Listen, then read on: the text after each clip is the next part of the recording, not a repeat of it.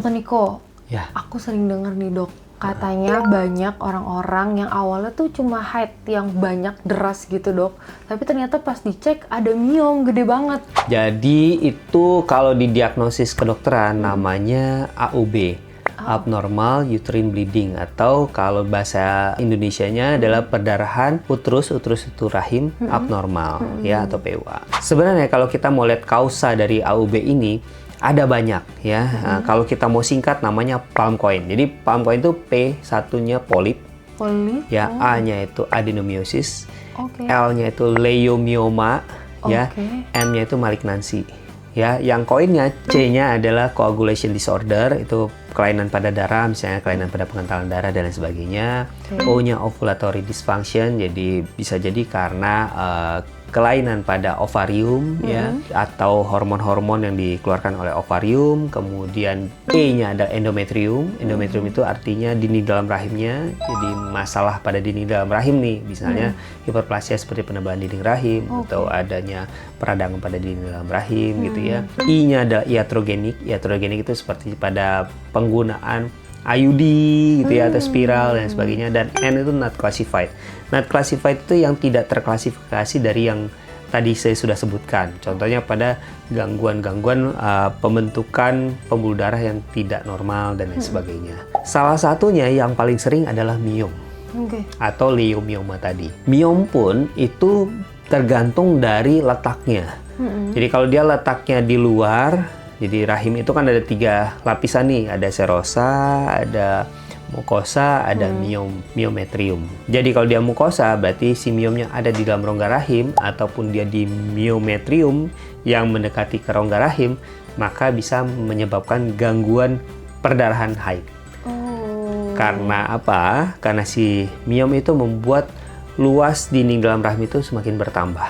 Satu. Kedua, pembuluh darah itu kan lewatnya di sela-sela otot rahim nih, ya. Dengan adanya miom dia tidak bisa berkontraksi dengan baik. Akhirnya dia akan berdarah lebih banyak. Berbeda dengan yang letaknya di serosa atau intraligamenter atau di tempat lain yang tidak mengganggu rongga rahim. Dia tidak akan menyebabkan keluhan di haid, tapi dia hanya seperti tumor biasa, dia akan membesar, lalu terlihat perutnya semakin membesar. Gitu.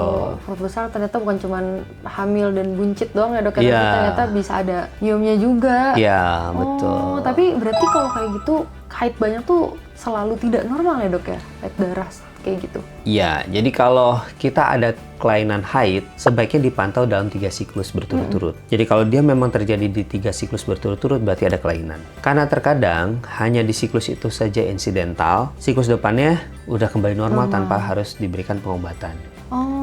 Gitu, jadi nggak usah panik. Kalau baru 1 kali, nggak usah panik, dilihat dulu aja ya. Kalau kecuali misalnya jadi ada tanda-tanda yang berbahaya, misalnya jadi pucat, darahnya banyak sekali, nggak berhenti-berhenti, nah itu tetap harus ke rumah sakit. Tapi kalau hanya misalnya bercak-bercak, lebih dari 7 hari bercak-bercak, tidak membahayakan, tidak ada tanda-tanda bahaya, coba dipantau dulu di siklus depannya. Kalau di 3 siklus berturut-turut tetap ada kelainan tersebut, berarti fix ada kelainan di rahimnya atau di organ reproduksinya.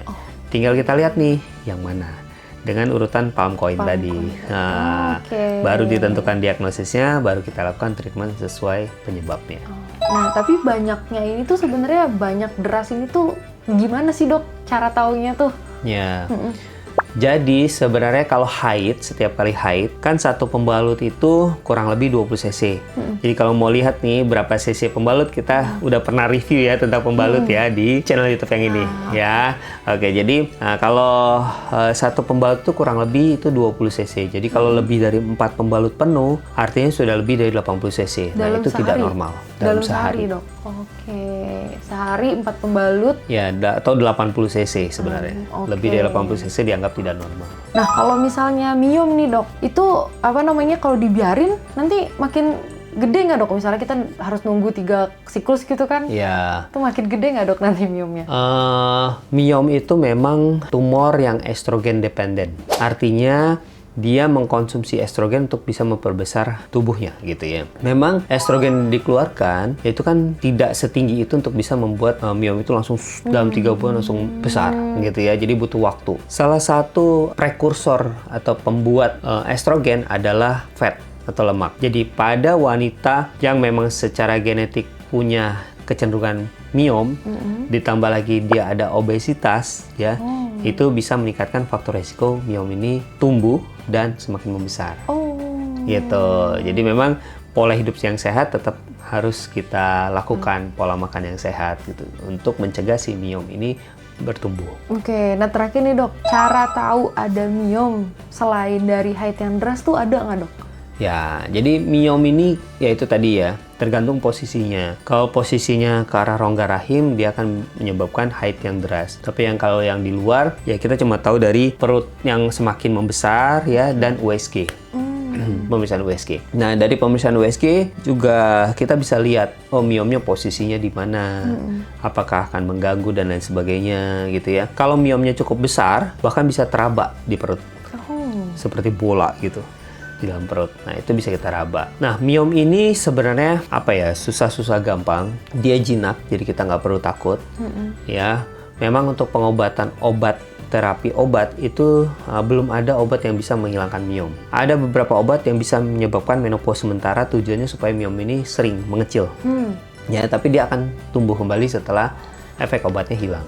Oh, jadi nggak yang hilang Nggak banget ya dok? akan hilang. Nah, ada dulu obat ya yang dikeluarkan, ternyata obat ini bisa menyerang liver pasien. Sehingga akhirnya ditarik lagi. Tapi ada beberapa modalitas terapi lain, misalnya kayak yang operasi dengan laparotomi atau laparoskopi.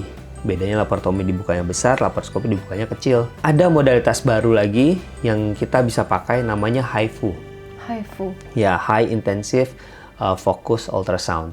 Jadi nanti pasiennya ditidurkan, posisinya telungkup, kemudian ditembak dari bawah pakai HIFU tadi. HIFU ini apa dok? Sinar atau apa? High Intensive Focus Ultrasound. Ya, jadi dia kayak gelombang suara, ditembak, ada fokusnya, jadi tanpa irisan, ditembak, kemudian nanti menyebabkan panas, radian thermal. Dari pinpointnya itu dia menyebar dalam bentuk panas, sehingga mematikan sekitar 70% dari si miomnya. Oh, jadi nggak ada luka ya dok ya? Nggak ada luka. Nggak ada sayatan. Nggak ada sayatan. Gitu. Tapi tetap ada resikonya juga ya untuk HIFU ini. Dan karena di Indonesia itu baru ada di dua rumah sakit di Indonesia, jadi memang harganya cukup mahal. Nah, yang terakhir ada juga radio frekuensi ablasi. Jadi itu memang ada lukanya, tapi lukanya tersembunyi karena dilakukannya via transvaginal. Gitu. Jadi si miomnya nanti akan ditusuk. Ya, prinsipnya sih sama, mirip dengan HIFU, hanya ini dia pakai jarum. Jadi tusuk miomnya di tengah-tengah, dia gunakan ablasi, jadi dibakar juga miomnya dari dalam, ya. Tapi itu dia ada batas keamanannya. Jadi kalau misalnya sudah kena kapsul miom, dia berhenti sendiri alatnya. Dan itu sama posisinya untuk membakar si miomnya. Lewat vagina. Pervaginam. Jadi memang ada luka tusukan, tapi luka tusukannya di sekitar serviks. High frekuensi ablasi ini dibanding radiofrekuensi ablasi dibandingkan dengan HIFU ada kegunaannya masing-masing.